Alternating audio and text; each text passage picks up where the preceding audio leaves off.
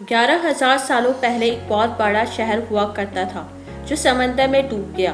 पर इस शहर की रिसर्च अभी तक जारी है।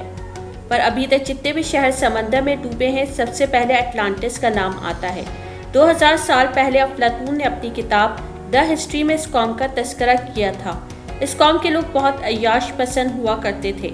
इस कौम के लोग चट्टानों से ऊंची और महलनुमा इमारतें बनाने के अलावा शीशे से तवानाई हासिल करने का भी हुनर जानते थे। ये शहर सोना, चांदी और हीरो से भरा पड़ा था। तारीखदान अपनी किताब में लिखते हैं कि इस कौम के लोगों में इतनी टेक्नोलॉजी थी जो आने वाले वक्तों के बारे में जानती थी, और यहाँ के लोग परिंदों की तरह उड़ने का भी हुनर जानते थे।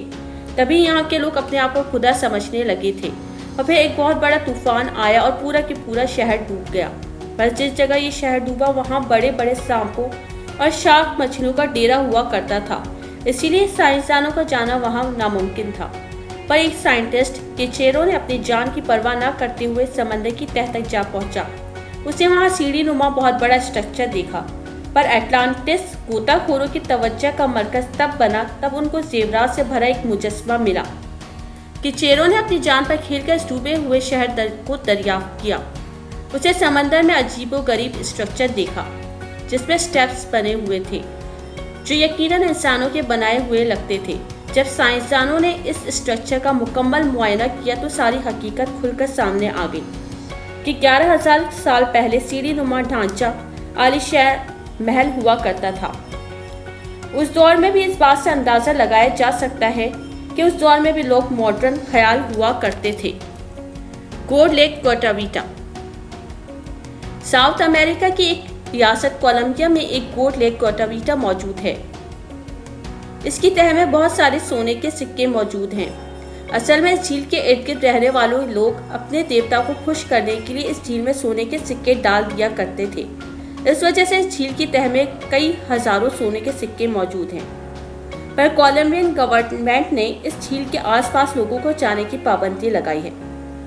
Colombian treasure. बहुत सालों पहले जब हवाई जहाज नहीं हुआ करते थे, लोग एक जगह से दूसरी जगह जाने के लिए पानी के जहाज का इस्तेमाल किया करते थे, और जंगें भी पानी की जहाज से हुआ करती थी। और इसी तरह बहुत सालों पहले ब्रिटिश और स्पेन की जंग हुई और स्पेन का जहाज डूब गया। स्पेन गवर्नमेंट को बहुत बड़ा झटका लगा क्योंकि इस जहाज के अंदर $17 बिलियन के खजाने मौजूद थे। तारीख का सबसे महंगा तरीन खजाना समंदर में दरियाफ्त हुआ था। इस खजाने का मालिक कौन है, इसका फैसला अभी तक नहीं हुआ क्योंकि जहाज स्पेन का था और इसको ढूंढने वाला कोलंबियन थे। Locomotive graveyard.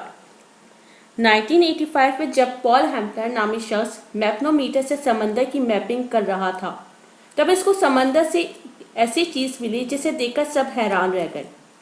लाशों से भरा एक ट्रेन का इंजन। इन लोकोमोटिव्स की रिसर्च की गई तो मालूम हुआ कि ये लोकोमोटिव्स 1850 के थे जो तकरीबन 100 साल बाद 1985 में दरियाफ्त हुए।